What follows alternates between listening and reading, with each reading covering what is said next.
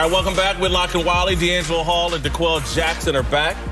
Time for a big story, sponsored by Papa John's. 2 medium, 1-topping pizzas, just $6 each. All right, let's move to the NFL Combine, where all eyes have been on Kyler Murray, and not everyone is liking what they see. According to the NFL Network's Charlie Casserly, Murray had the most negative feedback he's ever heard for a top-rated quarterback, including that his leadership, study habits, and board work were all, quote, not good. Not surprisingly, Casserly's report has sparked a backlash from some people online. Listen, man, to me, this is what goes with being the #1 pick in the NFL draft. There's going to be noise and there's going to be criticism. I've said it for 25 years now, maybe longer than that. 1990, my boy Jeff George, I grew up with, he was the #1 pick in the draft, and they shredded his personality. And this is what goes on. Josh Rosen, he wasn't even the #1 pick. They shredded his personality before the draft. Yeah. Par for the course. It really is. It seems like it could connect to maybe some deeper issues, but let's stay on the surface at first. And I think Charlie, whoever gave him this information, just got caught up in the wash, which is this time of year where everyone is doing gamesmanship to basically devalue whoever they want. And it's funny that this report kind of lacks perspective in terms of his accomplishments on the field, and you want to wash all that away for just a 20-minute interview, and we've all been through those interviews at the Combine. It's amazing that it didn't balance that out with the equation of his success and his objective qualities. I remember getting drafted by a team called the Buffalo Bills. Not one interview, they didn't show up to my pro day, not one call, request anything. Because they wanted the guy in question, myself, who went to an Ivy League school, who they could say, oh, man, I don't know if he can make it at the pros. He looks big, fast, strong, but he can't make it. They didn't want my value to increase, so they just stayed away. And it's funny, it works on the flip side as well. If you are the #1 potential overall pick, they'll talk to you, and they'll be like, man, that dude's a mess. And you just got to make sure you do measured reporting in these moments. And I don't know if Charlie's comments come off as measured. Yeah, I mean, you talk about gamesmanship. I don't think this is gamesmanship. Oh, really? In this particular instance. You know, I said earlier that Charlie Casserly is well respected. I necessarily don't really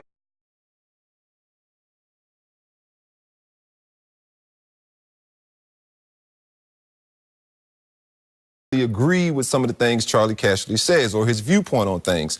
I think he's a old school GM who tries to act a little new age as far as the kind of players they are now in today's NFL and just the game. I think the game's changed a lot from when he was running the team to what it is now.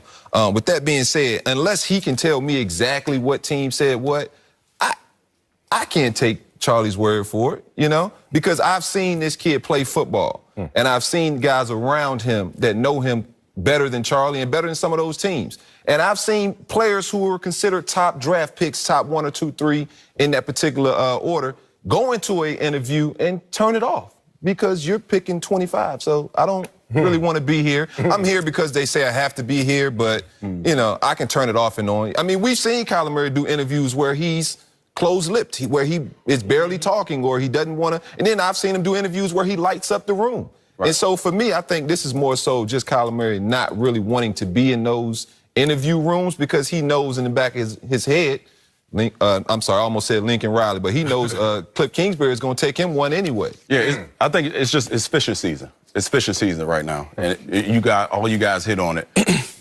There's so much going on right now. We all know, the guys who've been to the Combine, when you get to the Combine, teams already know. You're there to basically reconfirm what they already know about you.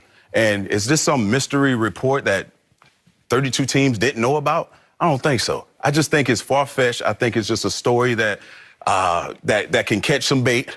And I don't think, for what we've seen on film of what this kid can do inside of the pocket, outside of the pocket, he just seems like a guy that exudes leadership and playmaking ability. I'm going to play the other side a little bit here in terms of, look, I don't think Charlie Casserly has any agenda other than repeating what he heard. Somebody got into the interview room, didn't like Kyler Murray and the way he responded, told Charlie Casserly. He repeated it. That is news this time of year. And you can take it for what it's worth. And the other layer I would add to this is, and I don't want to go too far away, but I just got to keep it real. Apples don't fall far from trees. And so Kyler Murray's dad, Kevin Murray, flamed out for a reason.